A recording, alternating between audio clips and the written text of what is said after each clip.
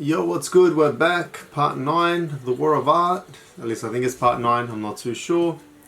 I'm toying with the idea of playing music really low in the background. I don't know what volume's high or low enough for this mic to catch up for what's good for this microphone, but I've got it very low. We'll see how we go. We're up to the ego and the self. And the author says, here's what I think. I think angels make their home in the self, while resistance has its seat in the ego. The fight is between the two. The self wishes to create, to evolve. The ego likes things just the way they are. So what is the ego anyway? Since this is my book, I'll define it my way. The ego is the part of the psyche that believes in material existence. The ego's job is to take care of business in a real world. It's an important job. We couldn't last a day without it. But there are worlds other than the real world, and this is where the ego runs into trouble. Here's what the ego believes. Death is real. The ego believes that our existence is defined by our physical flesh. When the body dies, we die. There is no life beyond life. Time and space are real. The ego is analog. It believes that to get from A to Z, we have to pass through B, C, and D. To get from breakfast to supper, we have to live the whole day. Every individual is different and separate from every other. The ego believes that I am distinct from you. The twain cannot meet. I can hurt you and it won't hurt me. The predominant impulse of life is self-preservation. Because our existence is physical and thus vulnerable to innumerable evils, we live and act out of fear in all we do. It is wise, the ego believes, to have children to carry on our line when we die, to achieve great things that will live after us, and to buckle our seatbelts. There is no God. No sphere exists between the physical, and no rules apply to those of the material world. These are the principles the ego lives by. They are sound, solid principles. Here's what the self believes. Death is an illusion. The soul endures and it evolves through infinite manifestations. Time and space are illusions.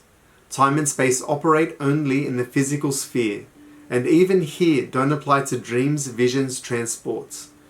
In other dimensions, we move swift as thought and inhabit multiple planes simultaneously.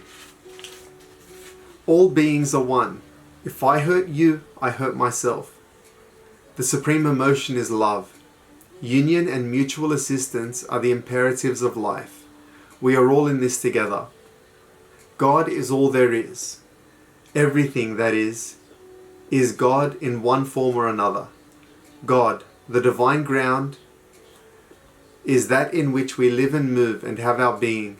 Infinite planes of reality, all created, sustained, and infused by the Spirit of God. Have you ever wondered why the slang terms for intoxication are so demolition-oriented? Stoned, smashed, hammered. It's because they're talking about the ego. It's the ego that gets blasted, waxed, plastered. We demolish the ego to get to the self. The margins of the self touch upon the divine ground, meaning the mystery, the void, the source of infinite wisdom and consciousness. Dreams come from the self. Ideas come from the self. When we meditate, we access the self. When we fast, when we pray, when we go on a vision quest, it's the self we're seeking. When the dervish whirls, when the yogi chants, when the sadhu mutilates his flesh, when the penitents crawl 100 miles on their knees, when Native Americans pierce themselves in the sun dance, when suburban kids take ecstasy, don't do that, and dance all night at a rave, they're seeking the self. When we deliberately alter our consciousness in any way, we are trying to find the self. I'm going to skip this part because I don't condone drug and alcohol use.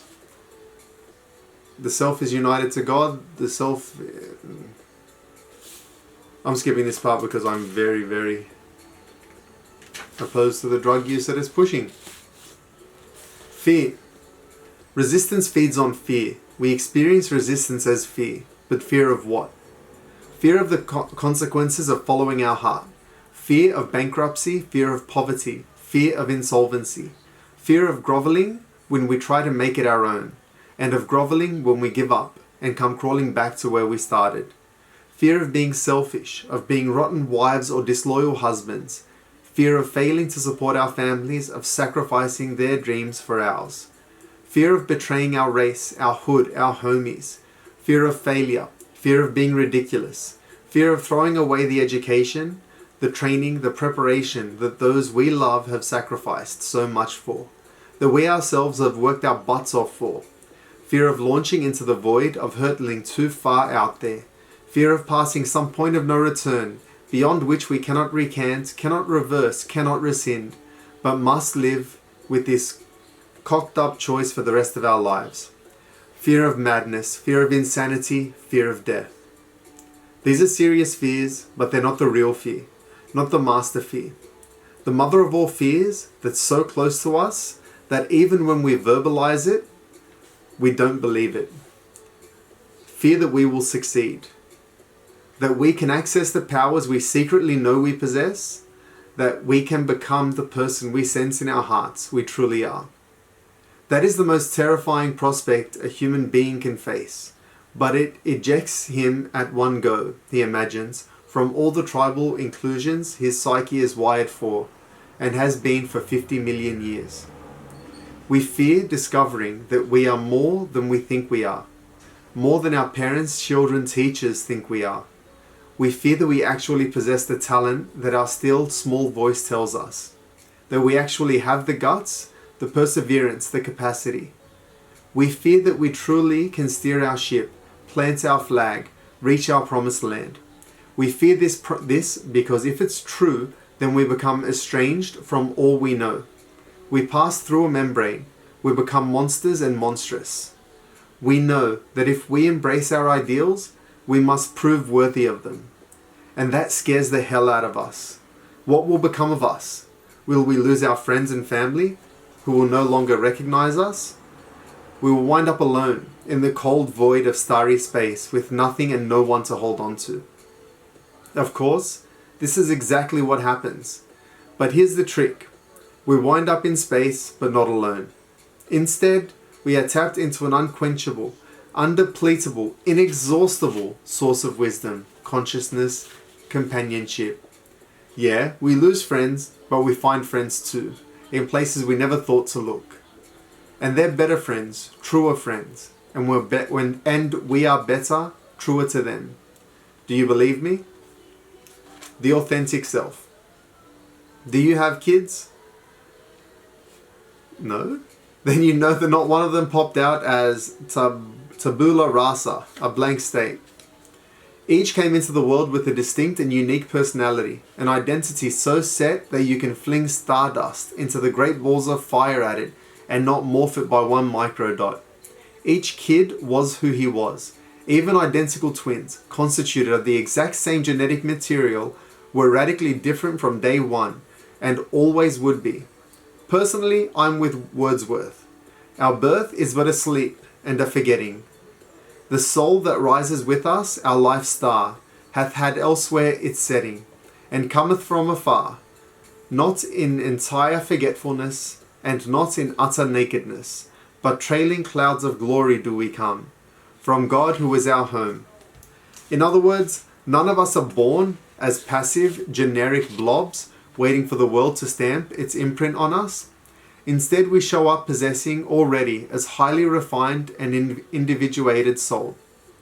Another way we think of it is this. We're not born with unlimited choices. We can't be anything we want to be. We come into this world with a specific personal identity. Personal destiny, sorry. We have a job to do, a calling to enact, a self to become. We are not who we are from the cradle. We are who we are from the cradle, and we're stuck with it. Our job in this lifetime is not to shape ourselves into some ideal we can imagine we ought to be, but to find out who we already are and become it. If we are born to paint, it's our job to become a painter. If we're born to raise and nurture children, it's our job to be a mother. If we're born to overthrow the order of ignorance and injustice of the world, it's our job to realize it and get down to business. Territory versus hierarchy.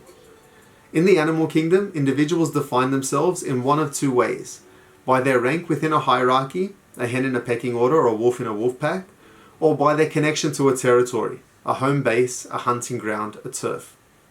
This is how individuals, humans as well as animals, achieve psychological security. They know where they stand. The world makes sense. Of the two orientations, the hierarchical seems to be the default setting. It's the one that kicks in automatically when we're kids. We run naturally in packs and cliques without thinking about it. We know who's the top dog and who's the underdog, and we know our own place. We define ourselves instinctively, it seems, by our position within the schoolyard, the gang, the club. It's only later in life, usually after a stern education in the University of Hard Knocks, that we begin to explore the territorial alternative. For some of us, this saves our lives. The hierarchical orientation. Most of us define ourselves hierarchically and don't even know it. It's hard not to. School, advertising, the entire materialist culture drills us from birth to define ourselves by others' opinions. Drink this beer, get this job, look this way, and everyone will love you.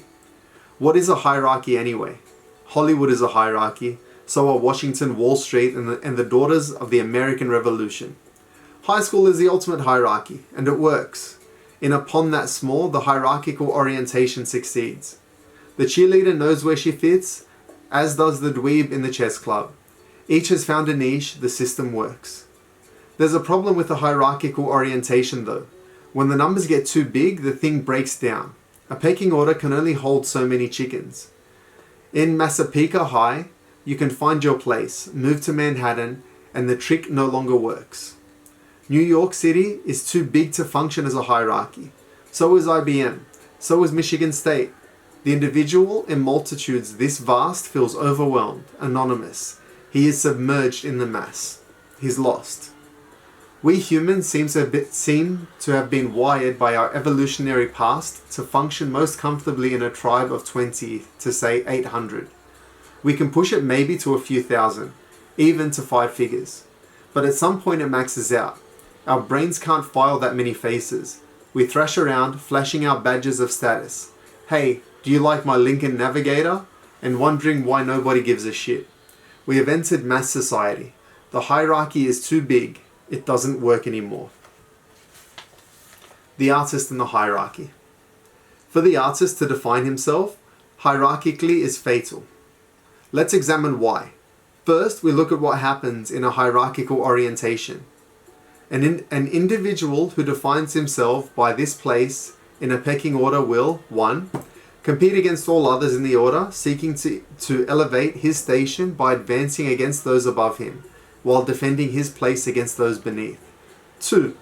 Evaluate his happiness, success, achievement by his rank within the hierarchy, feeling most satisfied when he is high and most miserable when he is low. 3. Act toward others based upon their rank in the hierarchy to the exclusion of all other factors. 4. Evaluate his every move solely by the effect it produces on others. He will act for others, dress for others, speak for others, think for others. But the artist cannot look to others to validate his efforts or his calling. If you don't believe me, ask Van Gogh, who produced masterpiece after masterpiece and never found a buyer in his whole life. The artist must operate territorially. He must do his work for its own sake. To labor in the arts for any other reason than love is prostitution. Recall the fate of Odysseus, men who slew the cattle of the sun. Their own witlessness cast them away, the fools, to destroy for meat the oxen of the most exalted sun. Wherefore the sun god blotted out the day of their return. In the hierarchy, the artist faces outwards. Meeting someone new, he asks himself, what can this person do for me? How can this person advance my standing? In the hierarchy, the artist looks up and looks down. The one place he can't look is that place he must, within. The definition of a hack. I learned this from Robert McKee. A hack, he says, is a writer who second guesses his audience. When the hack sits down to work, he doesn't ask himself what's in his own heart. He asks what the market is looking for. The hack condescends to his audience. He thinks he's superior to them. The truth is, he's scared to death of them, or more accurately, scared of being authentic in front of them. Scared of writing what he really feels or believes, what he thinks is interesting. He's afraid it won't sell. He tries to anticipate what the market, a telling word, wants, and then gives it to them. In other words, the hack writes hierarchically. He writes what he imagines will play well in the eyes of others. He does not ask himself, what do I myself want to write? What do I think is important? Instead, he asks, what's hot? What can I make a deal for? The hack is like a politician who consults the polls before he takes a position. He's a demagogue. He panders. It can pay off, being a hack. Given the depraved state of American culture, a slick dude can make millions being a hack. But even if you succeed, you lose because you've sold out your muse. And your muse is you, the best part of yourself, where your finest and only true work comes from. I was starving as a screenwriter when the idea for The Legend of Bagger Vance came to me. It came as a book, not a movie. I met with my agent to give him the bad news. We both knew that first novels take forever and sell for nothing. Worse, a novel about golf, even if we could find a publisher, is a straight shot to the remainder bin. But the muse had me. I had to do it. To my amazement, the book succeeded critically and commercially better than anything I'd ever done. And others since have been lucky too. Why? My best guess is this. I trusted what I wanted. Not because I thought it would work. I did what I myself thought was interesting and left the reception to the gods. The artist can't do his work hierarchically. He has to work territorially. The Territorial Orientation. There's a three-legged coyote who lives up the hill from me. All the garbage cans in the neighborhood belong to him. It's his territory. Every now and then, some four-legged intruder tries to take over. They can't do it on his home turf. Even a peg-leg critter is invincible. We humans have territories too. Ours are psychological. Stevie Wonder's territory is the piano. Arnold Schwarzenegger's is the gym. When Bill Gates pulls into the parking lot at Microsoft, he's on his territory. When I sit down to write, I'm on mine. What are the qualities of a territory? 1. A territory provides sustenance. Runners know what a territory is, so do rock climbers, kayakers, and yogis.